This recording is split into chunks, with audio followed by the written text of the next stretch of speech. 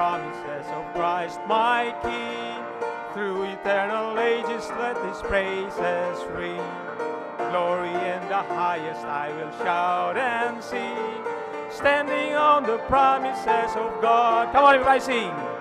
Standing, standing, standing on the promises of God. Standing, standing, I'm standing on the promises of God. On the second, standing on the promises that cannot fail. When the howling storms of doubt and fear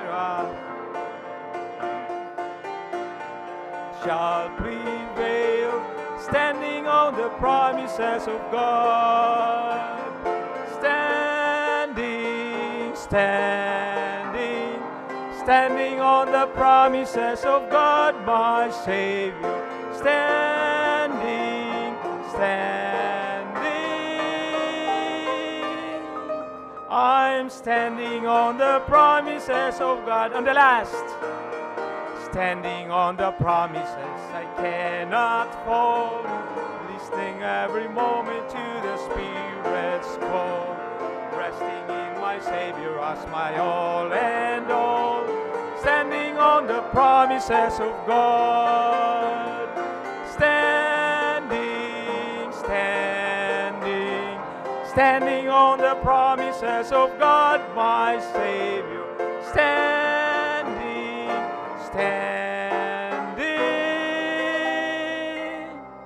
I'm standing on the promises of God.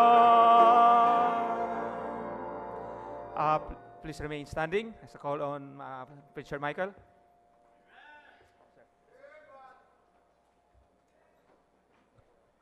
Amen. Good morning.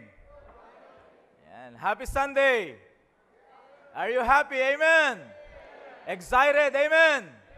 Yan, salamat po sa Panginoon na tayo po ay wala sa hospital kundi nasa simbahan. Amen.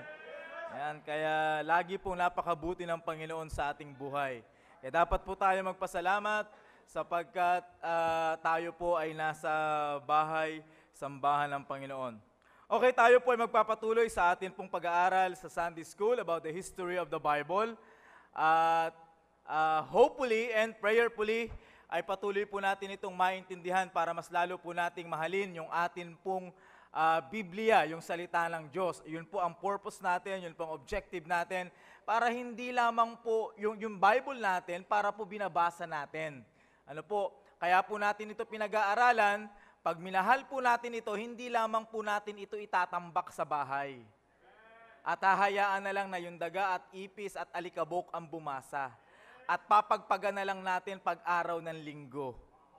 Ano po, kasi ganyan po kalimitan ang nangyayari, dala-dala yung Bible pag-araw ng linggo, tapos actually, linggo nga lang ng tanghali, nandun na agad sa tukador to kasi hindi na umati ng Sunday afternoon Ganon. So, lalagay sa tukador, tapos hanggang linggo na naman uli po yun. Papagpagan na lang, pagkuha, linggo na, ay, Sunday na pala. Okay. You see, so mamahalin po natin. Yun po yung objective po natin dito para po lalo nating mahalin yung salita ng Diyos. Okay, I hope you're ready. Open your Bible please in Job chapter 19. Ngayon po ay pag-uusapan natin about divine inspiration. Job chapter 19. Beginning from verse number 23 down to verse number 25, and then pupunta po tayo sa New Testament, sa 2 Timothy, a familiar passage po na palagi na natin binabasa. Are you there? Job. Old Testament po yan, bago po mag-Book of Psalms. Okay, Job chapter 19, verse number 23, the Bible says, "Oh, that my words were now written. Oh, that they were printed in a book, that they were graven with an iron pen and laid in the rock forever." 25, "For I know that my Redeemer liveth, and that he shall stand at the latter day upon the earth." Bagamat ito po ay binabanggit ni Job, pero naniniwala po ako na ito po ay salita po ng Diyos na kung saan panalangin ni Job na dapat ito ay maisulat, maipublish para po sa next generation na meron pong matututunan. Salamat sa Panginoon na isulat po yung Book of Job. At meron po tayong natutunan at marami tayong natutunan mula po sa Book of Job. Now, 2 Timothy. Sa New Testament naman po, familiar passage, 2 Timothy chapter 3. Beginning from verse number 15. Chapter 3, verse number 15. The Bible says, "And that from a child thou hast known the Holy Scriptures, which are able to make thee wise unto salvation through faith, which is in Christ Jesus.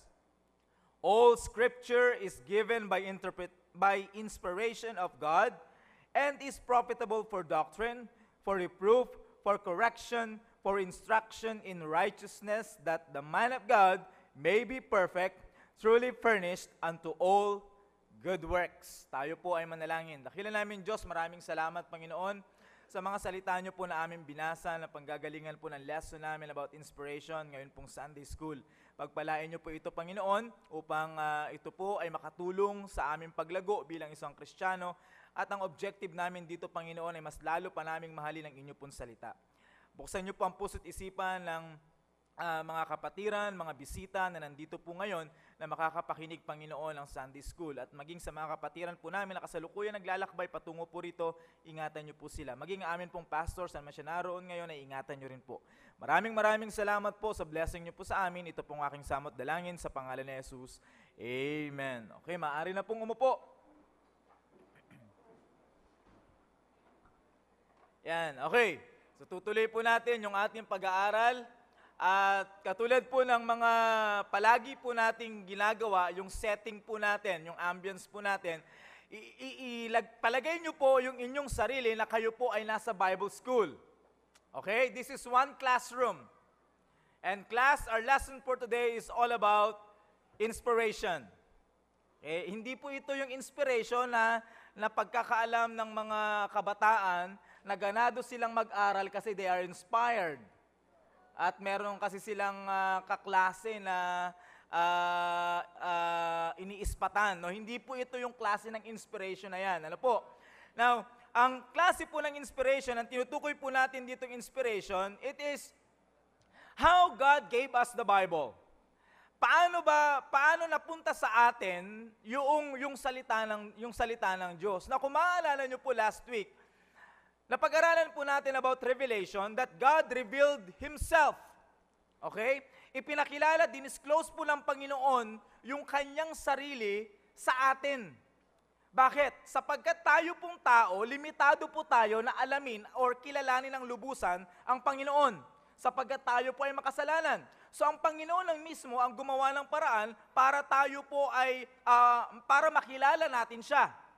Okay? Ipinakilala ng Diyos yung kanyang sarili sa tao. That is divine revelation. Ngayon po, yung pagpapakilala po ng Diyos sa atin, inilagay po yan sa isang dokumento. Kumbaga, binigyan ng impact, binigyan ng buhay. Mas magiging parang merong basihan. Yung tipong pag yung may isang tao ka na nakilala, pinakilala sa iyo yung isang tao, minsan ang nangyayari po sa atin, pagkausap natin ngayon yung tao, pinakilala sa iyo, pero pagkatapos lang ng usapan, nakakalimutan na natin yung pangalan. Di ba? Minsan ang tatanong, ano nga pala uli pangalan mo? Sorry ha, pasensya na. Alam nyo, sa totoo lang, nangyayari po sa akin ng madalas yan eh.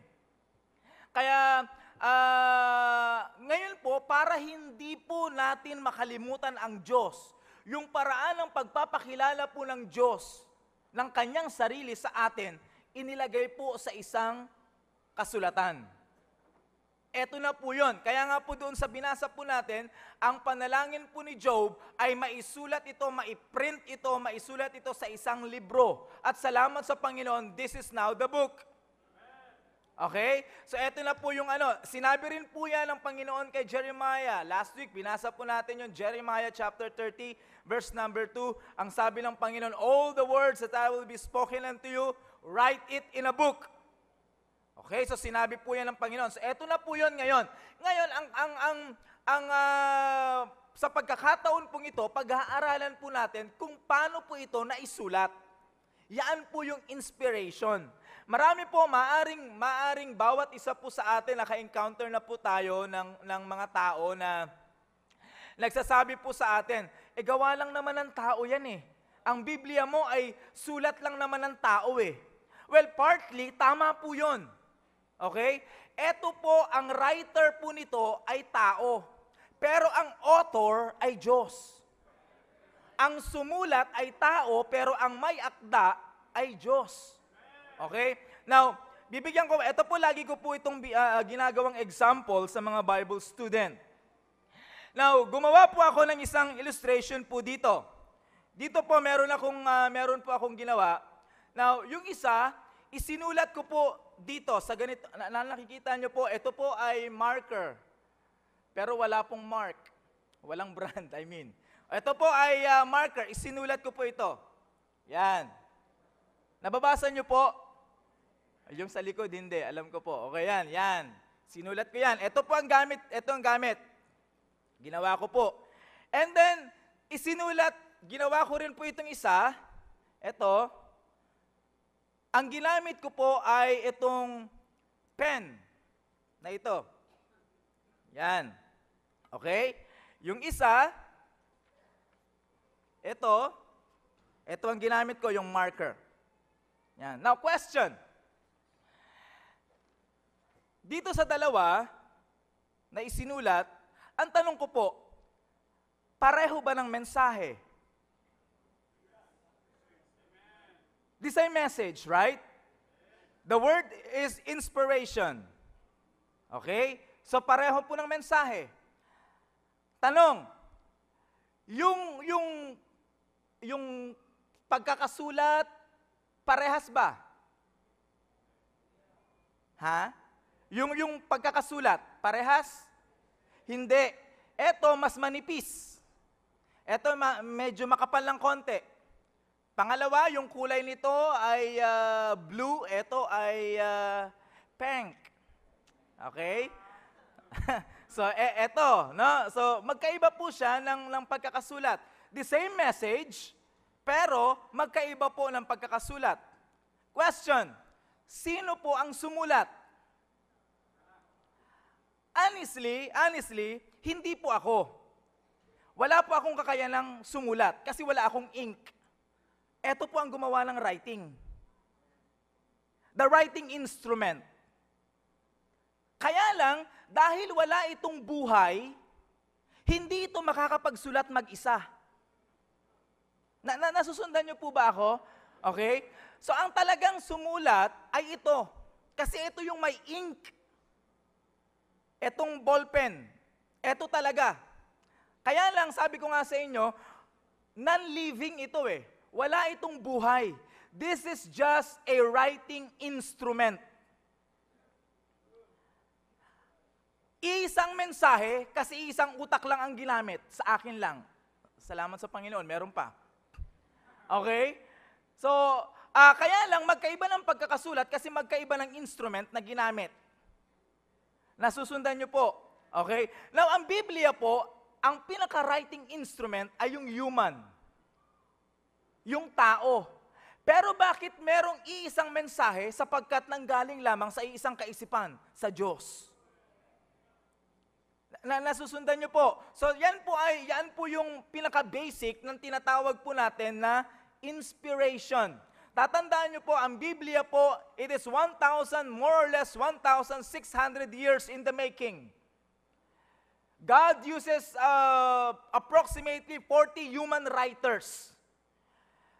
Sa magkakaibang panahon, yung iba hindi magkakilala, magkakaiba sila ng career o ng occupation sa buhay, pero mapapansin niyo po, ang Biblia, 66 books, 1,189 chapters, walang contradiction ni isa. Bakit? Hindi po pwedeng kontrahin ng Diyos yung kanyang sarili. Nasusundan niyo po. Now, pag sinabi po nating inspiration, inspiration means that the Holy Spirit moved the human writers of the Bible in such a way that they recorded the very words of God, though couched in their own human literary style. Ibig sabihin, ginamit pa rin ng Panginoon yung kanilang background, yung kanilang education, yung kanilang experiences para isulat yung kanyang mismong salita.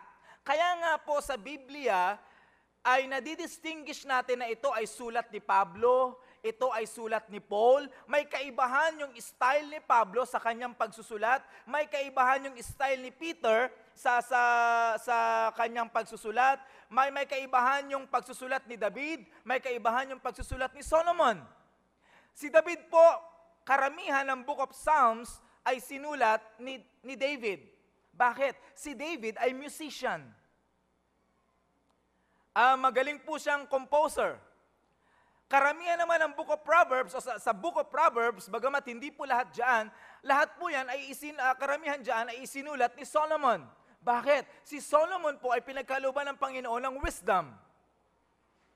So, sa madaling salita po, nadidistinguish po natin, nakikilala po natin kung sino yung personalidad na sumulat sapagkat yun po yung kaibahan niya dun sa ibang personalidad.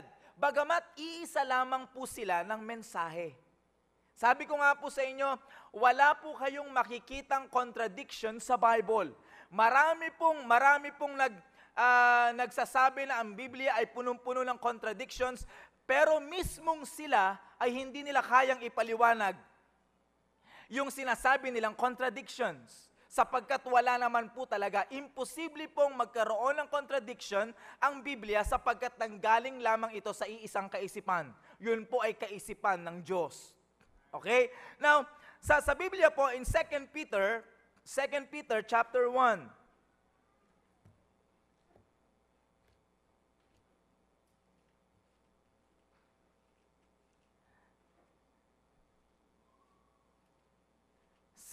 Peter chapter 1. Ito, familiar passage din po ito sa mga nagbabasa ng Bible, syempre.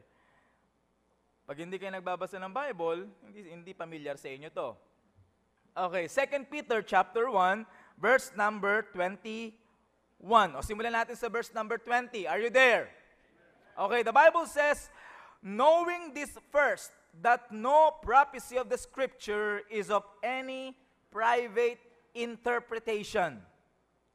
For the prophecy came not in the old time by the will of man, but holy men of God spake as they were moved by the Holy Ghost. Now, ito po yung sabi ng Biblia. Walang prophecy, or sabihin na natin, walang nakasulat po dito sa aklat na ito na nanggaling lamang po sa kaisipan ng tao. Na basta't naisip lamang ng tao na sumulat siya patungkol sa Diyos, sumulat siya. Wala pong ganon. Ang sabi po ng Biblia, ang kaparaanan na ginawa ng Diyos, pumili po siya ng holy men of God.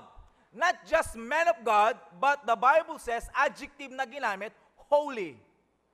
Pinag-aralan na po natin dito yung ibig sabihin ng holy. Di ba? Ang ibig sabihin ay separated, sanctified, for a special purpose. Now, ginamit po ng Panginoon in the Old Testament, ginamit po ng Panginoon yung mga katulad na Jeremiah, mga propeta. Bakit po propeta? Sapagkat yung propeta were the mouthpiece of God. Pag sinabi pong mouthpiece, yan po yung tagapagsalita, spokesperson. Ang Diyos po ay nakikipag-usap muna doon sa propeta, and then yung propeta ay sasabihin niya yung salita ng Diyos doon sa mga tao. So, the prophets were the mouthpiece of God. And then sa New Testament naman, ginamit ng Panginoon yung mga apostles and eyewitnesses. Yung apostles, particularly, it's because they were eyewitnesses of Christ. Di ba? At si Kristo, kung naaalala niyo yung pag-aaral natin last week, si Kristo yung crown of God's special revelation. Di ba? Siya yung pinaka-ultimate na ginawa kumbaga naging kaparaanan para ipahayag kung sino ang Diyos. Okay? So, yung mga apostles, ang sabi ng Biblia sa 1 John chapter 1, verse number 1, talagang mismong nahawakan nila, nakasama nila ang Panginoon Jesucristo, the Word of Life. So they were eyewitnesses. Bagamat sa New Testament po, ay hindi lamang mga apostles ang sumulat po nito. Hindi lamang mga apostles. Si Mark, hindi po siya apostol. Si Luke, hindi rin po siya apostol. Lalong-lalo na po si Romans. Okay? Hindi po sila apostol.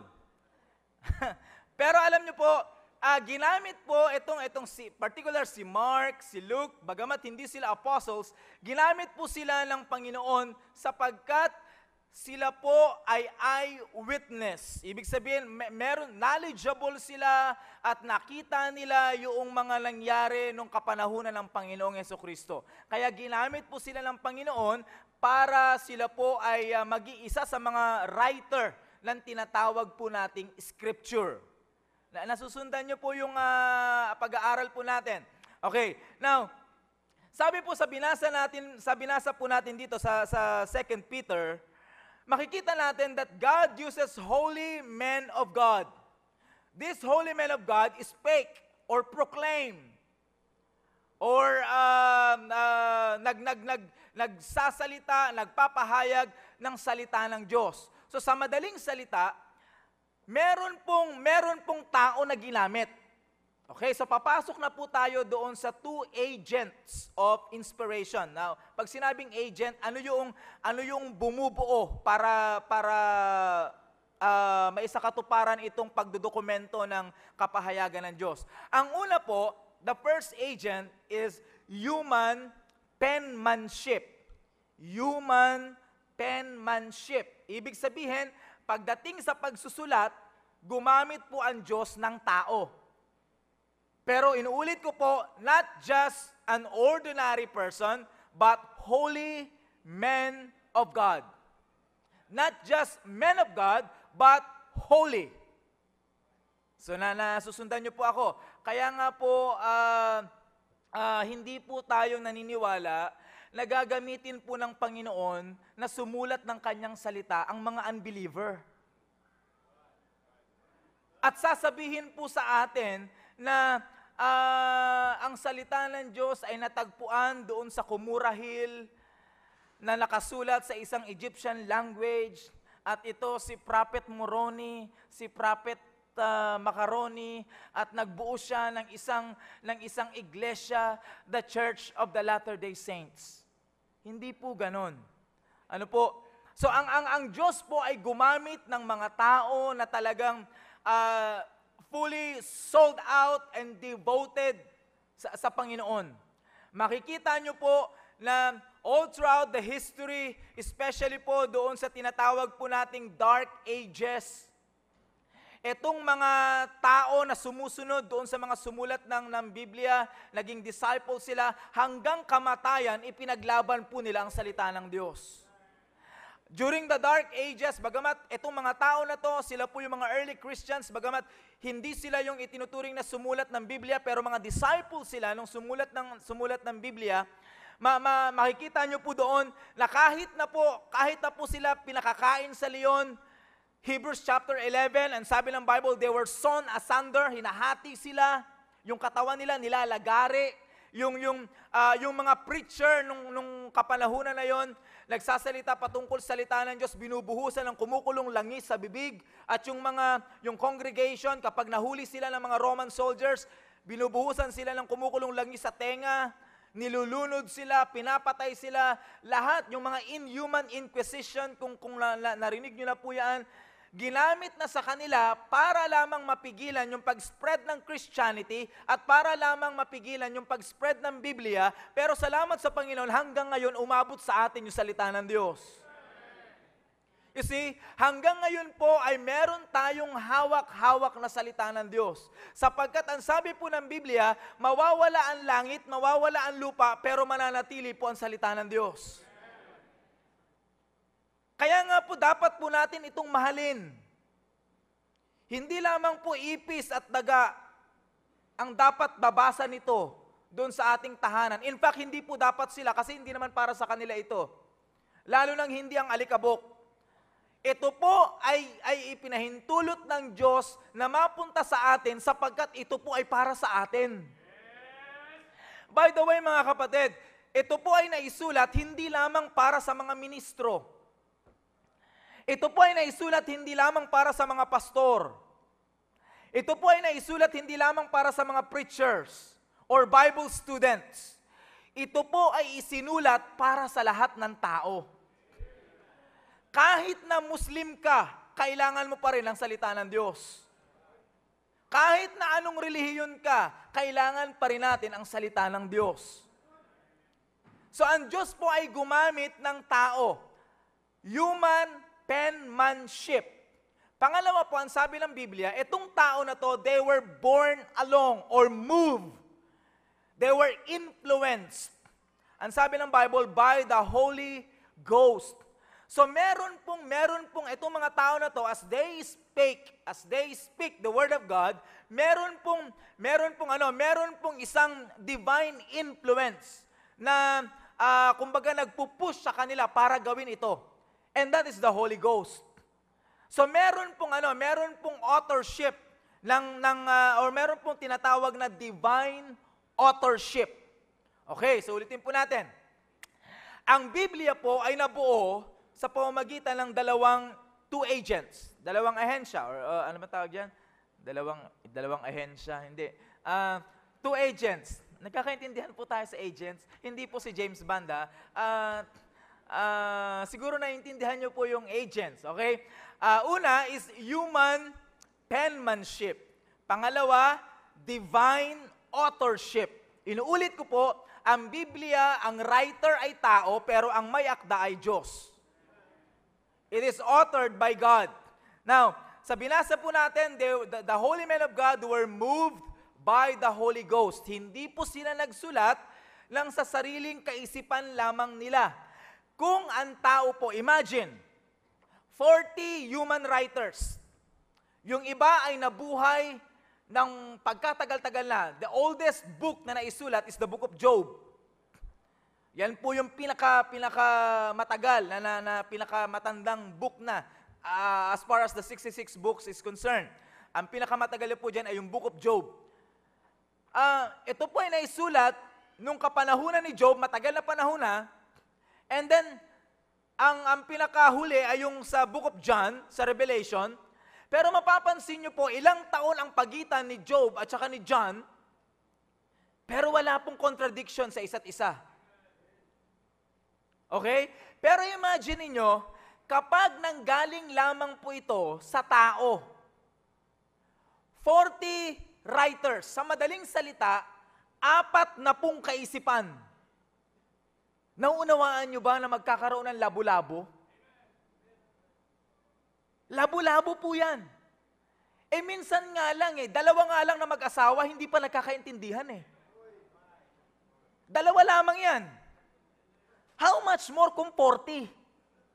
Tapos yung iba doon, hindi pa magkakakilala. Yung mag-asawa nga 20 years nang magkakilala, nag-aaway pa Marami yan. Hindi po ba? Yun po ang kagandahan po ng Biblia. Alam nyo po, honestly, now, ito po ay ginagawa ko, hindi naman po para kung ano pa mang dahilan. Pero ako po ay binabasa ko po yung Quran. Hindi po para maging Muslim. Sisiguraduhin ko po sa inyo, Kristiyano po ako. Okay? Now, binabasa ko po ito for learning. Kasi nagtuturo po ako ng cults. At alam niyo po mga kapatid, napakarami pong contradiction. Sa kapanganakan pa lang ni Kristo, ang dami ng contradiction. Doon pa lang sa kapanganakan ni Kristo. Pero alam niyo po itong kagandahan sa Biblia. There are more or less 300 messianic prophecy. Pag sinabi pong messianic prophecy, patungkol po kay Kristo. Pag sinabi pong prophecy, isang kasulatan or isang statement na hindi pa nangyayari. Okay?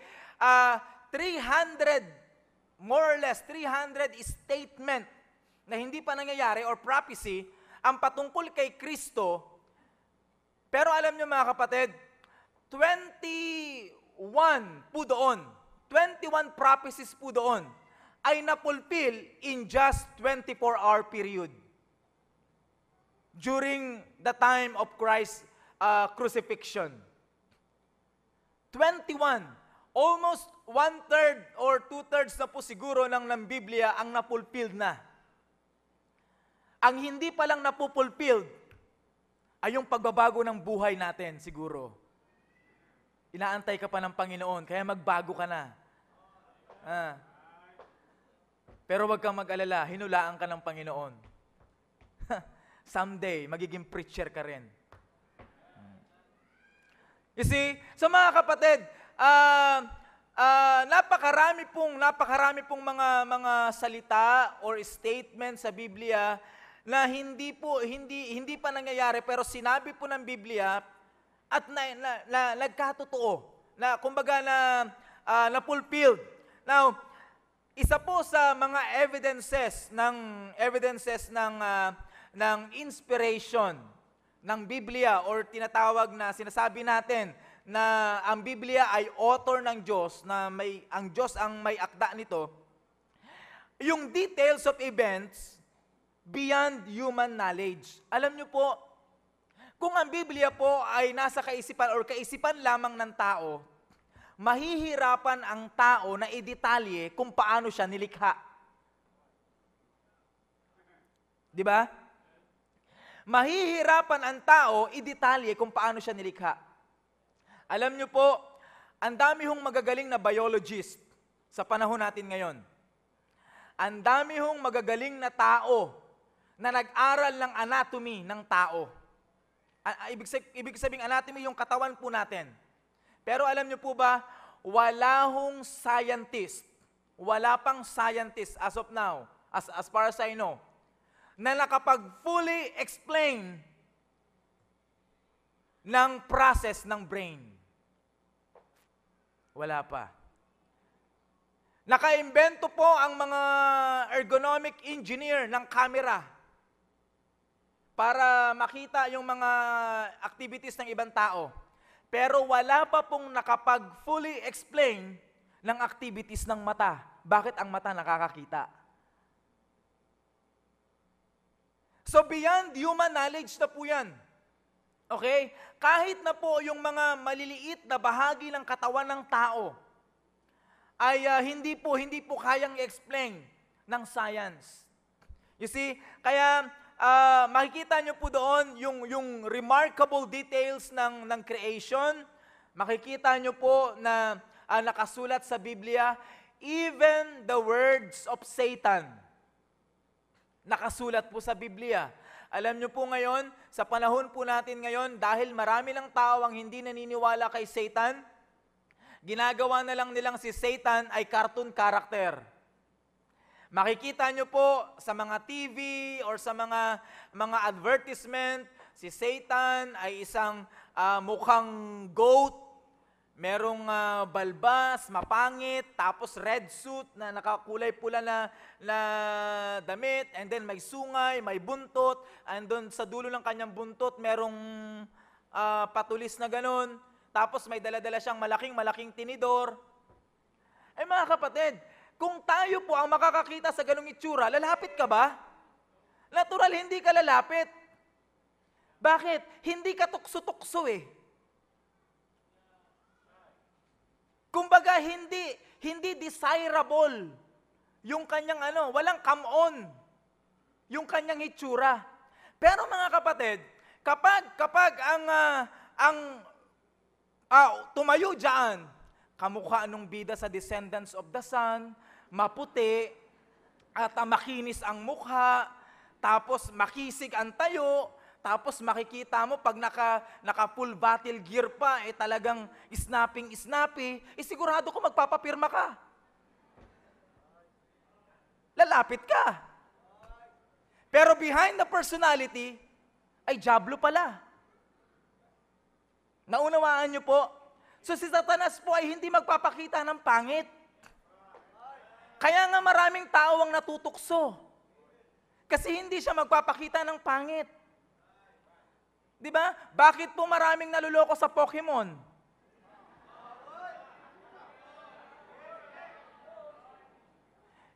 Ang nakakalungkot nito, kahit dito sa church, nanguhuli kayo eh.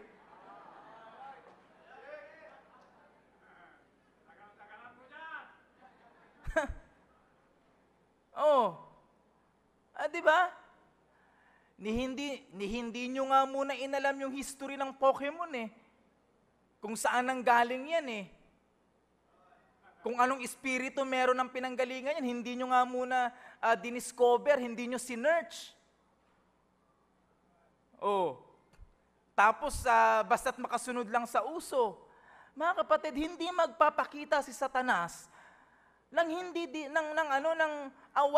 walang come on. Laging may come on. Nakasulat po yan sa Bible. There is only one pattern of temptation. Lust of the flesh, lust of the eyes, pride of life. Laging ganyan lamang po ang pattern ni Satan. Kung hindi ka titirahin sa pita ng laman, titirahin ka sa pita ng mata.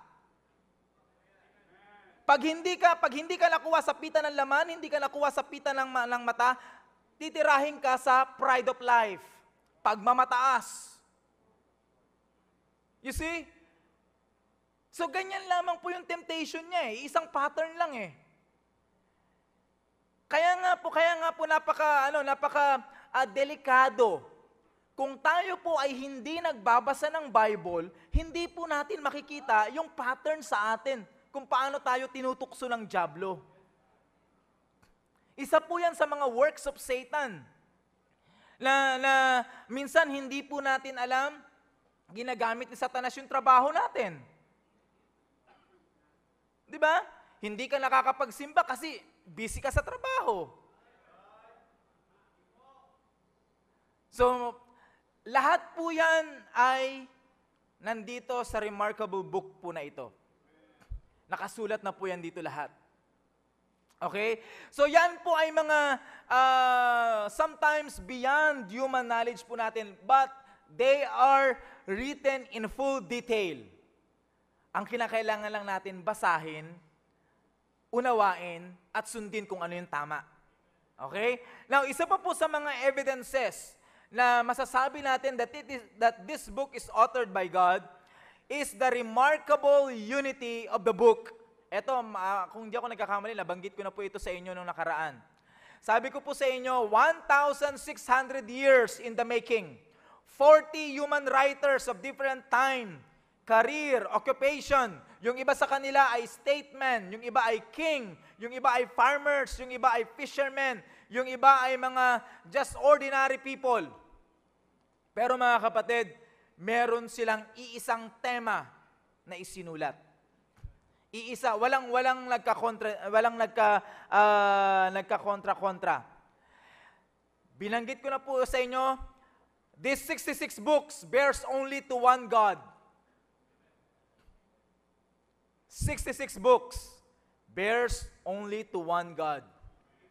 Next, this book forms a continuous love story. This is a story of God to men. Kung paano po tayong minahal ng Diyos. Unconditional love. Bagamat tayo po ay hindi kaibig-ibig, minahal tayo ng Diyos. Tayo, sometimes, minamahal lang natin yung mahal tayo. Diba? Kasi tayong tao, laging may condition, I love you if, I love you if, I love you if. Pero sa Panginoon, I love you no matter what. Di ba?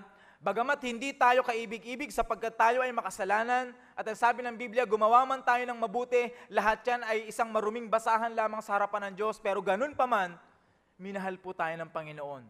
At hindi lamang tayo basta't minahal, ibinigay niya ang kanyang bugtong na anak para bayaran yung ating kasalanan.